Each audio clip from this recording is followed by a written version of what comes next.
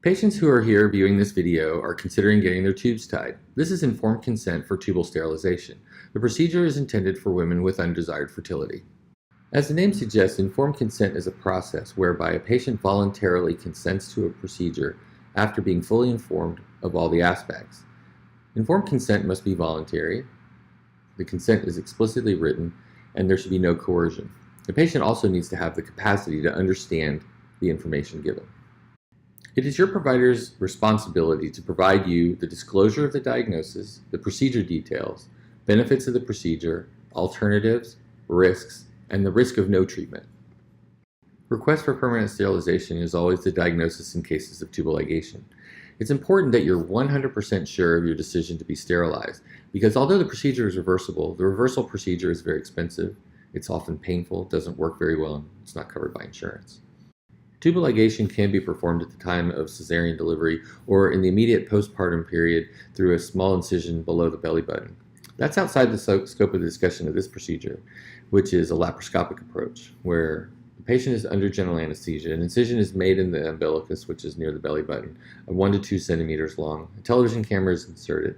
Sometimes the procedure can be performed with one incision. However, most surgeons prefer to make a second incision just above the pubic bone, no larger than about 1 to 2 centimeters. A brief review of the anatomy is important for understanding how this procedure works. The uterus has 2 fallopian tubes. The fallopian tube's function is to provide a place for fertilization of the egg that has migrated down the tube after ovulation. By transecting this structure, sterilization is achieved. Transection of the fallopian tube can be achieved through many different techniques: banding, transecting, cauterization. More recently, some physicians are advocating fimbriectomy, which is removal of the distal portion of the fallopian tube, or bilateral salpingectomy, which is removal of both fallopian tubes. All surgical procedures have risk. Anesthesia, bleeding, and infection are common to any surgical procedure.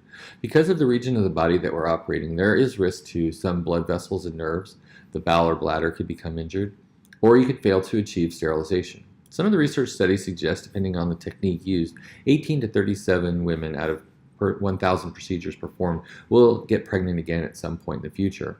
And the risk of having an ectopic pregnancy, or a pregnancy that implants in the fallopian tube that could potentially rupture, is a risk of a failure of sterilization. Another potential risk of tubal ligation is what we call the post-tubal ligation syndrome.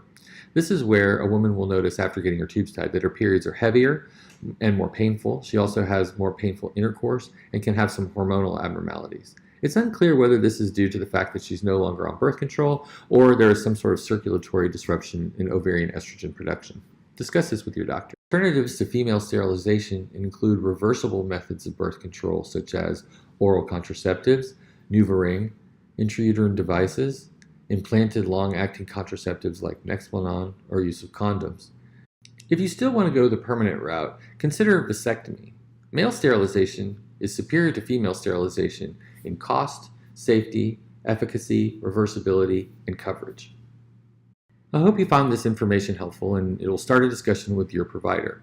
Once you've weighed the risks and the benefits and the scale tips in favor of proceeding, talk to your doctor about scheduling the procedure. Thanks for watching.